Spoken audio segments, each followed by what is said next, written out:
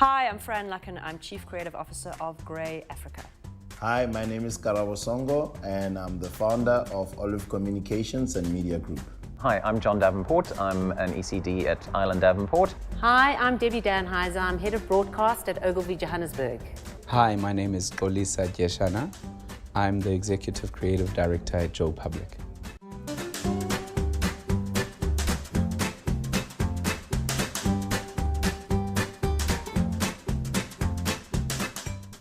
Nobody ever told me I couldn't do anything, actually. It was clear I wasn't going to be an engineer or a maths professor because I wasn't very good at maths, but I wasn't that interested in it either. And when I did start showing an interest in it, I did well at it. But I was always that kid. I was like, if I didn't like maths, I wasn't going to work very hard at it. I was always told I couldn't be a presenter because that's what I wanted to be when I was growing up. And that was my introduction to media. Fortunately, developed a sense of humor at some stage, around about 5 or 6.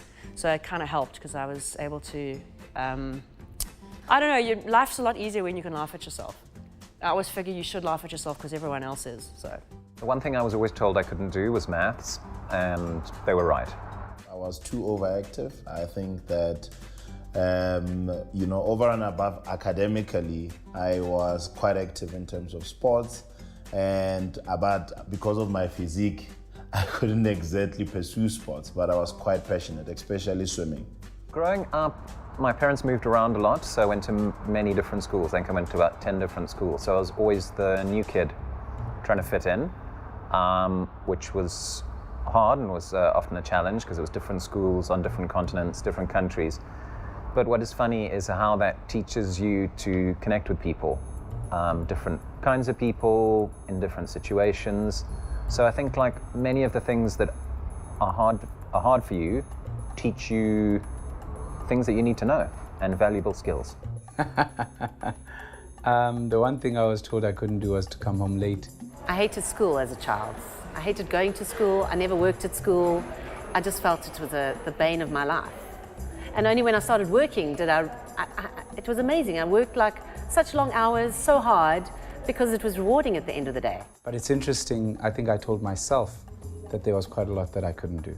When one comes from our kind of environment, and I mean back then, you were limited in terms of where you could live, where you could go, and what that does for a child is that your prospects are much smaller. And I think it was very challenging to almost break out of that, because you have this perception that the world out there is for the others, and the world for you is where you are born, where you are brought up, where you are forced to stay.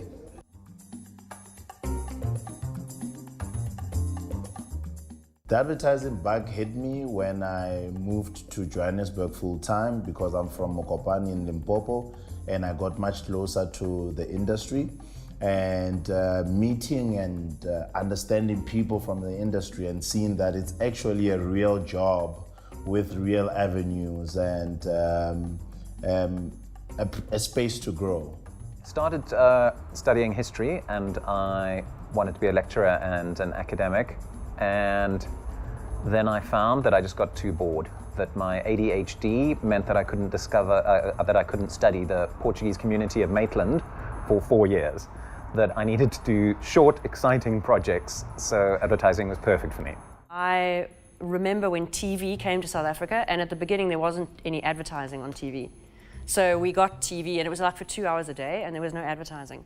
And then after a couple of years, they started introducing ads on TV, and everybody hated them except me. I would sit and watch them. I'd be like fascinated, And they were terrible ads because we weren't very good at making advertising then, But I always wanted to watch. I'd be glued, and everyone else would be like, oh. And of course, it was in the days before remote control, so you'd have to get up to go and change the channel on the TV, so nobody did, so you just sat through the ads. But I used to love them. I used to always watch them. They were always fascinating for me. The advertising bug hit me with my very first job. I was a receptionist in a small ad agency, and the energy in an ad agency is tangible. It's addictive. I loved every second of it, and I wouldn't work in any other industry. It should be anybody who's willing to think and to think differently. Because that's essentially all this is about. It's about people that don't want to be formulaic.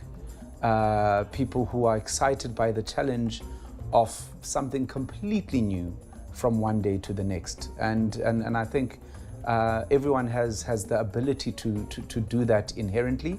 But I think the difference between us and perhaps a lot of the other people that have chosen the other careers is that we do it for a living. We train our minds to be able to solve problems quicker.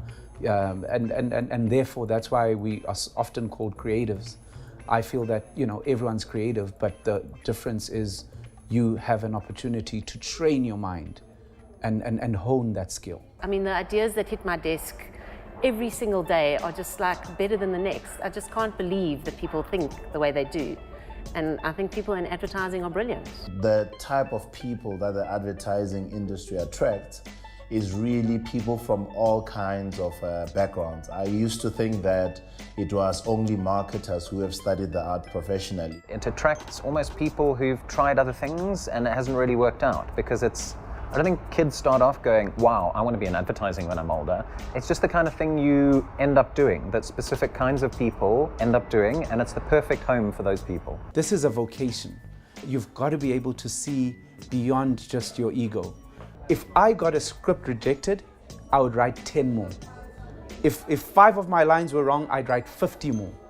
I completely had this attitude, which is often not easy, but I knew that I had it in me. So for me, you reject one, it's cool, I'll write more. And that's what happens so often nowadays. Like, you'll reject a young person's script and they take it so hard and da-da-da-da. And I say, listen, it's taken over 15 years for me to actually be able to write a line first time around. You're in your first year, you don't even have 12 months. So imagine how long it should be taking you. And sometimes I'll sit here 15 years later and I'll have to write lines 25 times in order to get to the right one. So I think for me, when I knew that I was made for this career, was when I decided that I was made for this career. And I've never looked back since.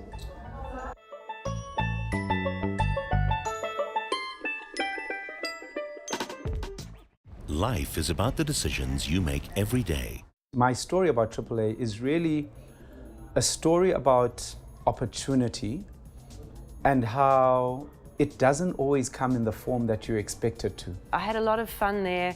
I learnt a lot. I wouldn't have got a job without it because I didn't know how to get into the industry.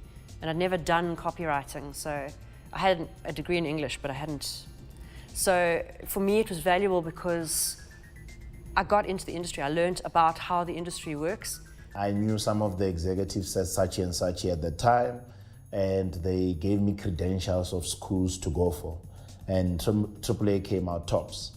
I then proceeded to really allow myself to engage with the school. So I wasn't a typical student where I would arrive and just attend to school and leave. I got involved in a lot of initiatives, SRC as well. I think I was SRC president at some point, if I remember correctly. I've never been one of those cool kids that have been able to say, I studied at AAA. So I'd like to do a course on copywriting at AAA. The courses that they offer are incredible, and I think anybody who gets an opportunity to study there won't go wrong. It also gives them an in into agencies, and once you're in an agency, there's no looking back. I learned how to do advertising. Before, when I went there, I was a guy with history degrees and I had no idea how to do advertising. So really, for me, it gave me an incredible bedrock, a foundation on what is an ad, how do you do them? These things that you see on the TV, how do they get made? How do the ideas come to life? It was just a breeding ground for brilliance. I think for me, it was a point in my life where I met creative people, and also I met different types of individuals. It was just an incredible experience for me because here is something that I could never afford, and through being able to take the circumstance that I had, I was able to turn it into the circumstance that I had always dreamed of. So sometimes I think we get quite depressed at how things are, whereas if we just turn the corner, there's AAA.